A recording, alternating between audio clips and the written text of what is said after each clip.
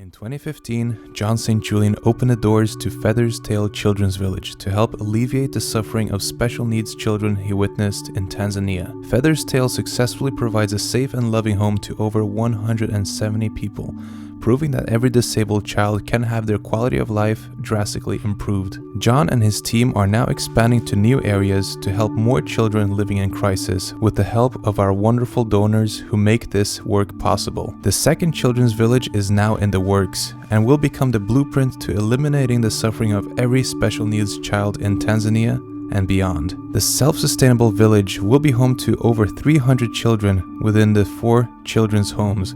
The therapy center will focus on providing the best care possible using physical and cognitive therapies. There will be separate houses for single parents with disabled children. The single mothers will have the opportunity to become caretakers of other children as they likely qualify highly for this work. We have a long way to go to complete the village, and we're working hard to gather the resources to move on to the next phase of the project. And if you feel called to help us build our second children's village, visit www.sharetanzania.com/invisible children and see how you can help partner with us on this project today. I, as with many of you, have not been able to avoid the commotion surrounding Snow White. The remake of this German folktale that the Brothers Grimm documented in their book and borrowed from pre-existing European folktale, and then was made into a Disney classic, an animation many of us have seen. And now Disney have cast a new cast and begun to make a new movie of Snow White. And the main actress, Rachel Zegler, I think is how you say her name, forgive me if the pronunciation is wrong, is going around with a lot of ideals and ideas that are coming over as very arrogant and are seen by many as disrespectful to the origins of this story. And many are attaching to this and saying that this is Disney going woke, as the term goes. But as I look at this, I can see that there is here a deception that runs far deeper than what everybody is focusing on.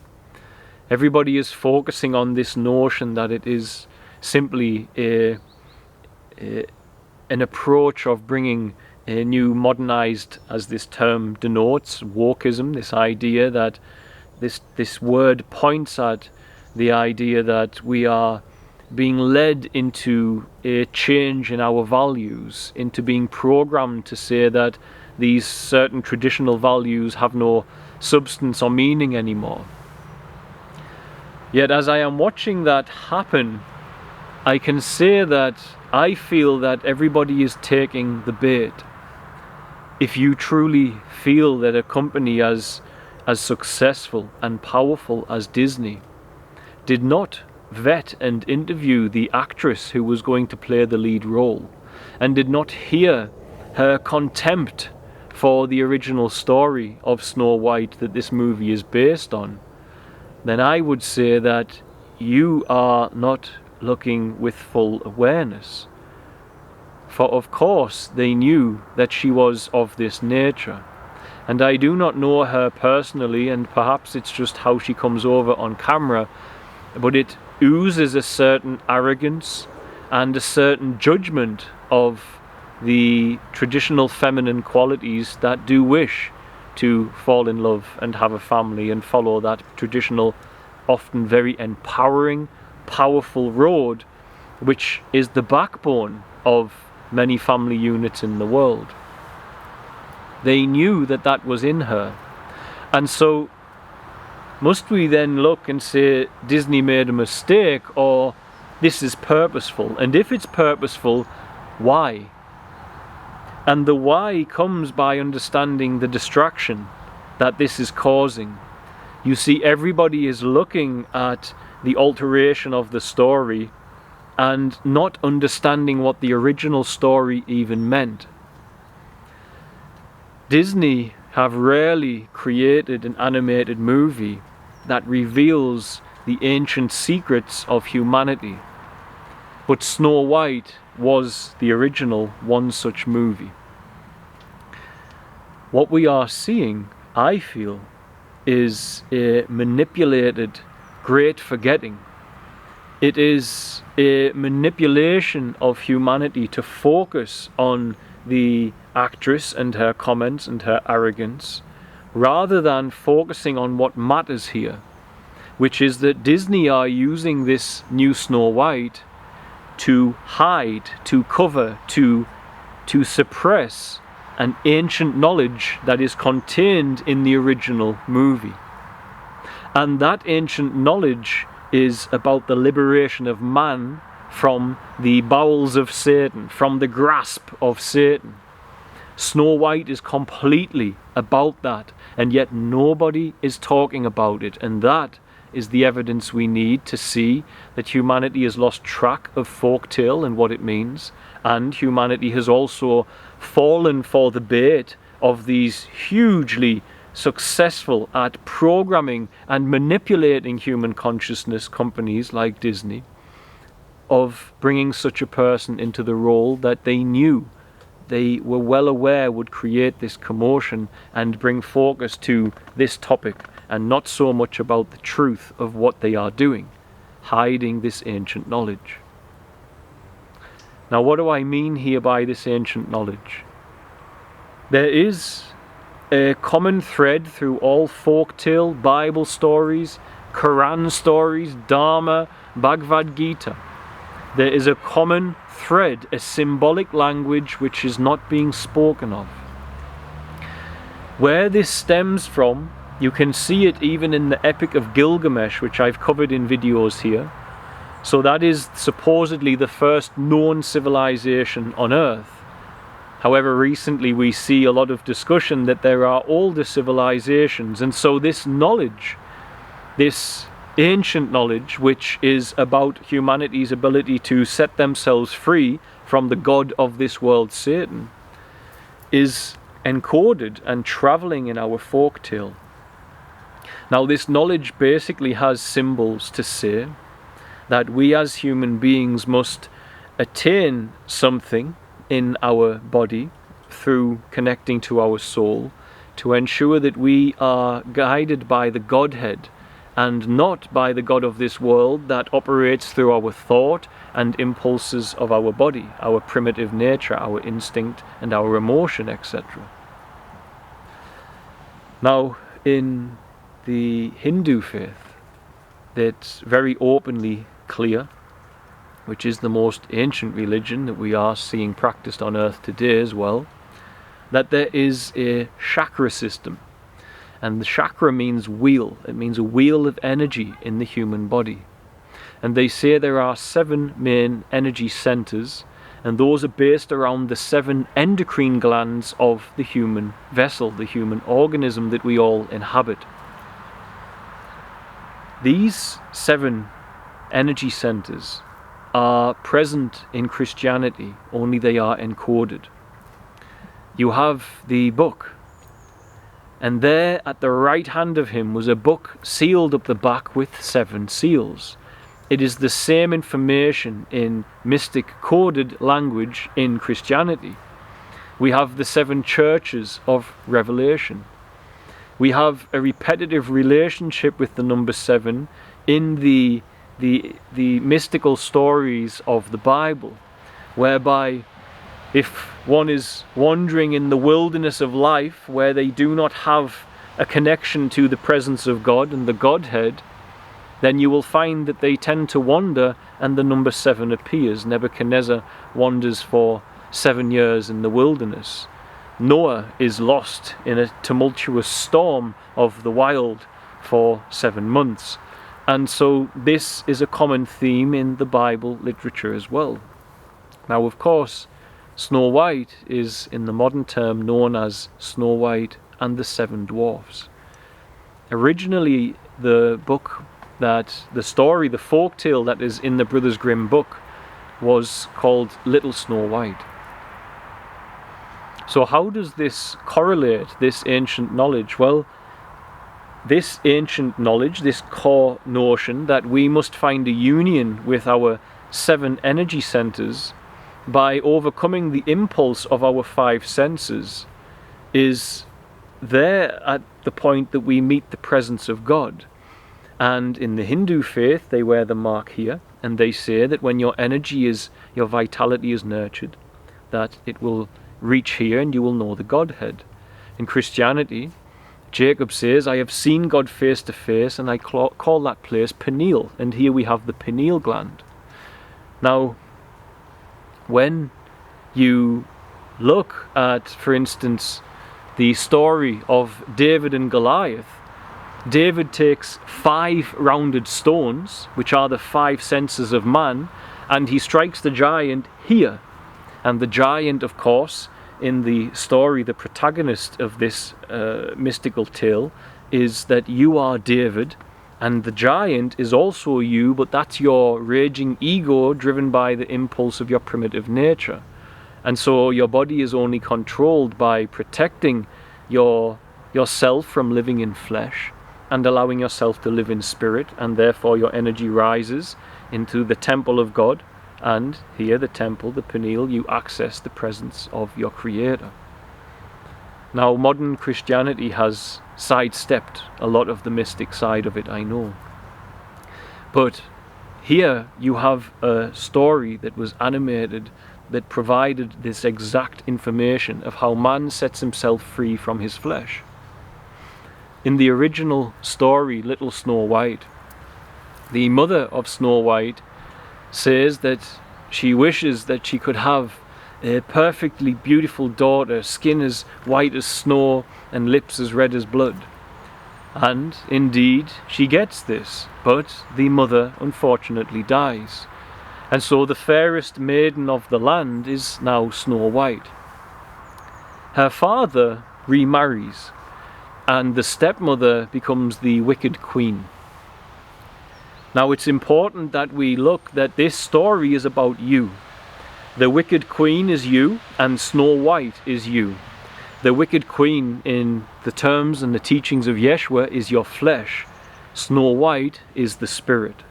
It is the goodness of you. And so the wicked queen decides that she wants to use her magical looking glass, as we say mirror in the modern term, and it's the notion, mirror, mirror on the wall, who's the fairest of them all. And this magical looking glass in the original story, in the folk tale, tells the wicked queen it's Snow White. And so the queen, in her vanity, is filled with her rage, and she decides that she needs to kill Snow White, and so she hires the huntsman. And in the original story, she asked the huntsman to bring back Snow White's lungs and liver as evidence that she was dead. And so the wicked queen is your ego. It is your flesh nature that chases after the world and all of that vanity within us, that pride, that original sin. And in the story now, the huntsman is set by the ego, the wicked queen, the flesh, to destroy the spirit in us, to destroy Snow White. However, he can't do it, and instead he kills a bear, and he takes the liver and the lungs back to the wicked queen, and she consumes them and feels that the job is done. Snow White is no more. The fairest of the land, our spiritual nature, is vanquished for good. But we know that the reality is that deep down Snow White is wandering in the wilderness of the forest. And as she wanders in the wilderness of the forest, she finally meets 7 dwarfs. Now, if you know your Bible, you will know that Moses wandered in the wilderness until he met 7 sisters. It is the same coded story repeated all around different scriptures texts in the world, and nobody, hardly anybody, is speaking about it. And I find this a travesty. It breaks my heart, and so I continue to try and share this with the world. The 7 dwarfs say to Snow White, this young princess who has lived a life of material wealth and abundance and the vain vanity of success and prowess and status. The 7 represent, of course, the 7 energy centers in the body, and us having dominion over the flesh and our energy being able to be balanced within there. In other words, the 7 represent the presence of God in your life.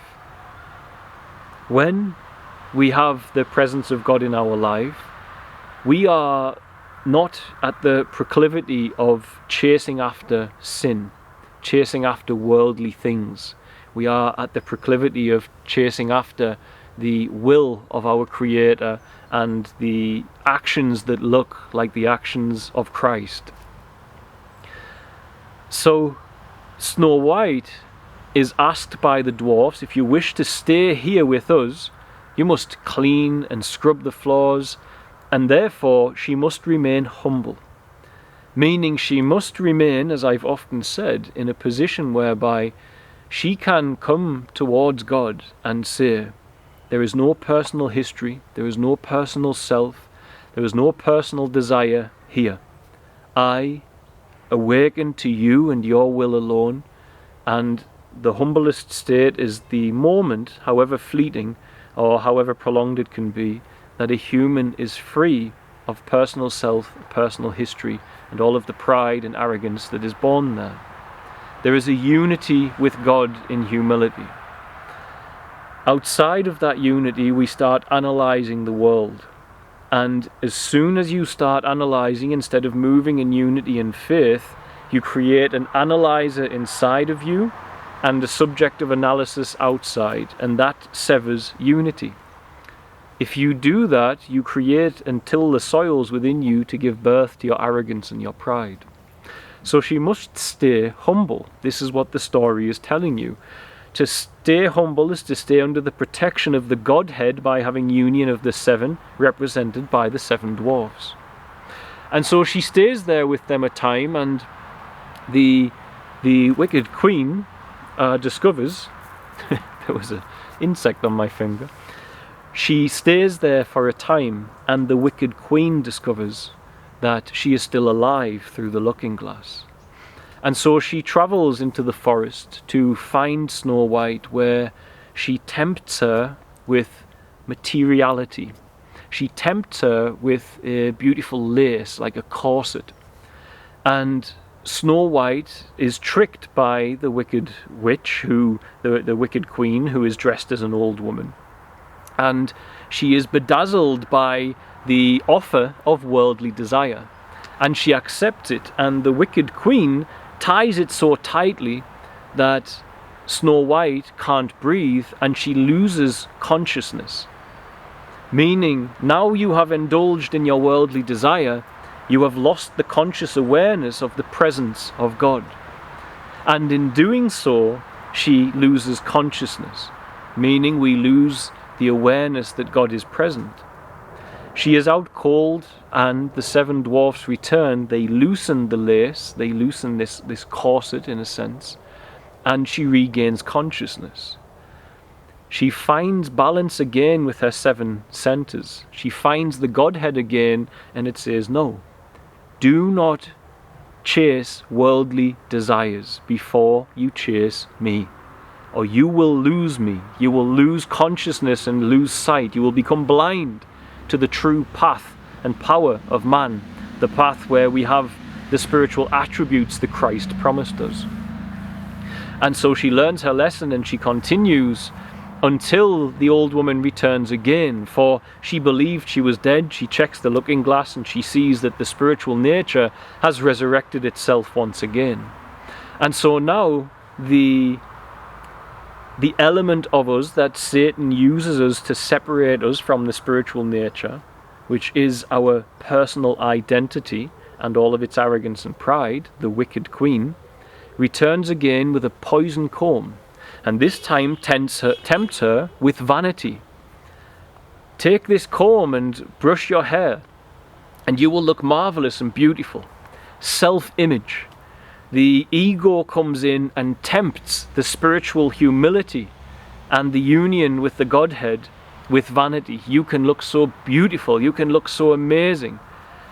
And to place that at a higher value than the compassion of God and true love.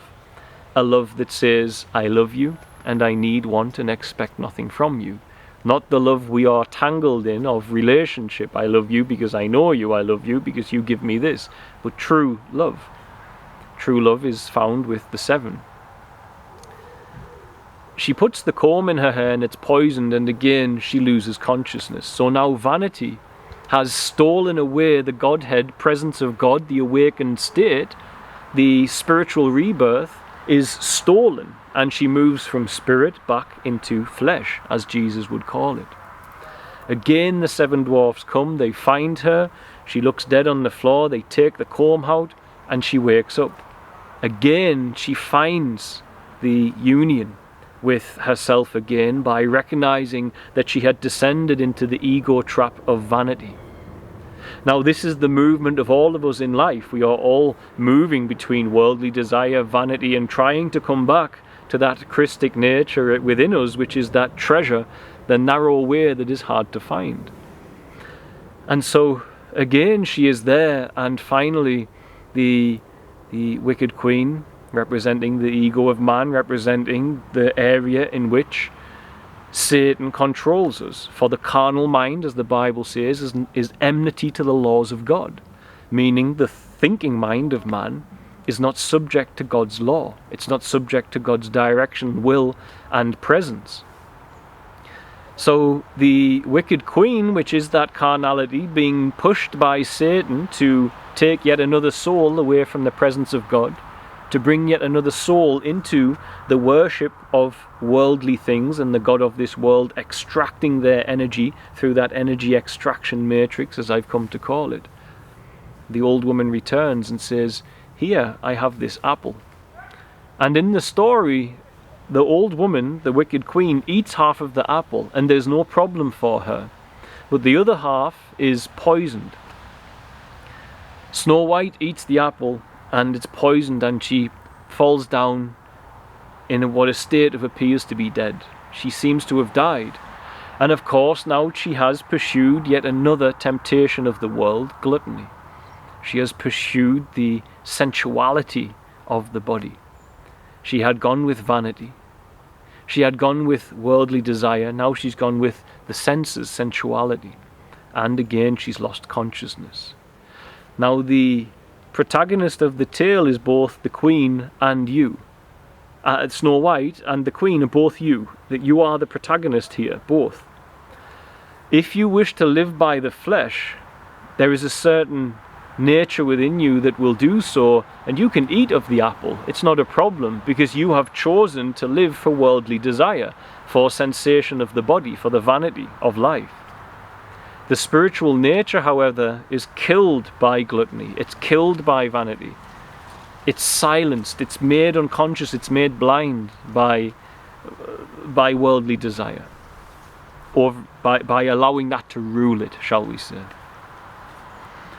And so in the original tale, which we will stick with, not the last Disney one, the prince does not come to kiss her, yet sees her with the dwarfs and says, this is the most beautiful woman I've ever seen. And it breaks my heart that she is dead, because I've fallen in love with her immediately. And I would like to buy her and take her to my kingdom. And they say to her, there's no way you can buy Snow White inside this glass coffin that she is in. Now the reason that this strange event happens where he offers to buy her is the nature of you and I that cares for our survival, is that nature which buys and sells, that nature which hunts and gathers.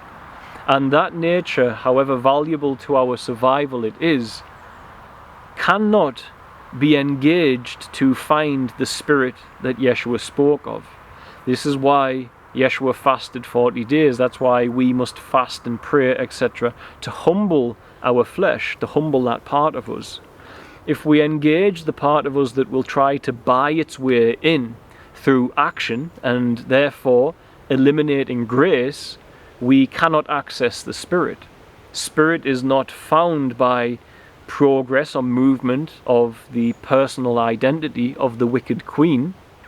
It is found through humility and union with your Creator. This is the reality of it.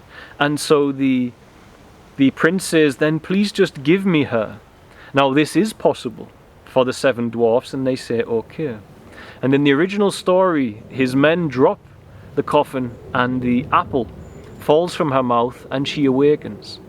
She has found a union between not only her 7, but also now her nature of doing this, the buyer and seller, the one that ensures our survival to even contemplate God. And she has awoken into this full holistic union. In other words, the presence of God is with her. She is enlightened. She is spiritually reborn, as Yeshua said. There is no self-image that she is spiritually reborn, and therefore, as there's no sense of self inwardly, there's no analyzer analyzing an external world, there's no observer observing an external world, there is merely one, unity with all things, and therefore with Creator and Creator's will. She has awoken, she has been reborn, and the power and the gifts of Spirit and Christ are with her now. That's how it goes. Now, she is taken back and she marries the prince and becomes the queen. And the wicked queen, the wicked stepmother, takes her looking glass and says, again, mirror, mirror on the wall, who's the fairest of them all? And it says, the fairest is the new queen. The mother, not realizing it's Snow White, goes to the wedding. And when she arrives, she sees that it's Snow White. And she's enraged again, but there's nothing she can do.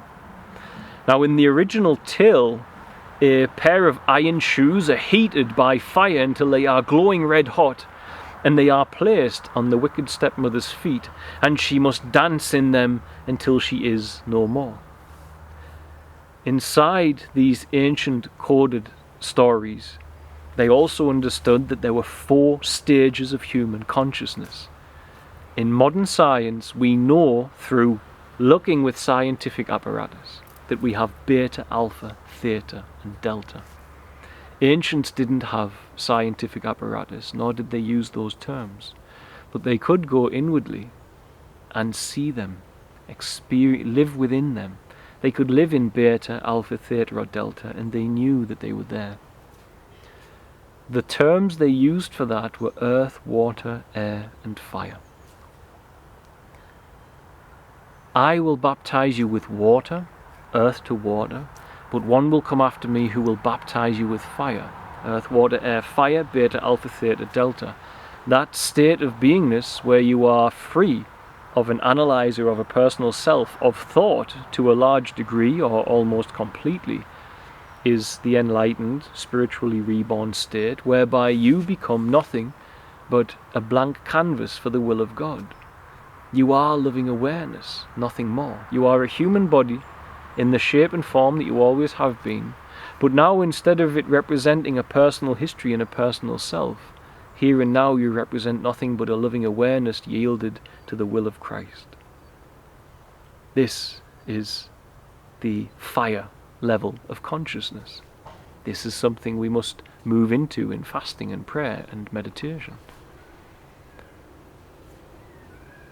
This repeats in the Bible. Jesus spits on the clay to heal the blind man. Spitting is a sign of contempt. He takes the clay, puts it on the man's eyes. He's spiritually blind because of the clay, the earth level of consciousness.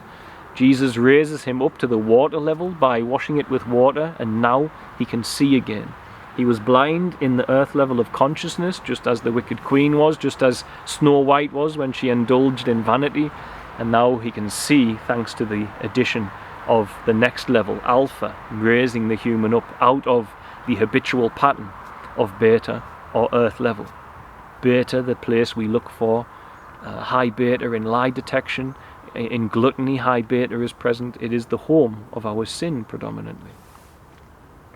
And so, the wicked queen, the nature of our sin nature. Our nature which has been dragged into worshipping the God of this world and not the God, the source of all things, Christ. The compassionate nature, the nature that does not chase vanity, worldly desire and sensuality as a priority. That nature within you, which is your Goliath, which is your wicked queen, which is the Pharaoh in Moses, it is burned up by the hot iron shoes. And in that state you find the true spiritual rebirth, whereby, yes, that wicked stepmother will return throughout your life, perhaps every day even for some of us, and tempt you with vanity, sensuality, worldly desire. But now you know how to heat up the iron shoes and place that wicked stepmother in them, and therefore you know how to be baptized with fire and the Holy Spirit. Earth, water, air, fire. I will baptize you with water. One will come after me that will baptize you with fire. In between there you will meet Jesus in the air. These stories, when taken literally, just bamboozle people. They mean nothing. But when you understand this core structure was coming from some civilization in our past, this mystic map of the anatomy of our prayer body exists inside our world, in folktale, everywhere. Everywhere, every religion I have found this. Every single one, and even in fairy tale and folktale. Then you can see that there is something else here. For the true depth of the story, the folktale of Snow White, is one that crumbles the satanic matrix that is manifesting a new world order around you. It crumbles the notion that our children will find joy in Gucci and Armani and a Ferrari and a Bugatti. The man who believes that freedom is attainment of worldly desire is living in an illusion. He lives in nothing more than a comfortable prison cell. And I know, for I was one. I don't speak as an outsider guessing at it. I had everything I wanted in worldly desire and more. And it isn't to the level of other people, but it was enough for this human sitting here to see through the empty box that I was being offered by Satan, the God of this world, who can only offer you vanity, pleasures of the senses, and material objects and worldly desire. There's no sustained, potent joy. There's no magic in it. There really is not. It's empty. It lacks meaning. It lacks substance. And I saw through that quite fast, and I'm grateful I did. And in doing so, you see that this comfortable prison cell is not freedom at all. And that true freedom is the freedom that Snow White found. Freedom from the temptations, the desires of the world. Freedom from the desire of vanity. Freedom from the desire of the flesh, of the pleasures of the senses. Freedom from the desire to own material objects to make you look good or to offer you status, etc. This original Disney movie was too close to the truth. This original Disney movie is one of the only remaining Disney animations that I've seen that references this core truth.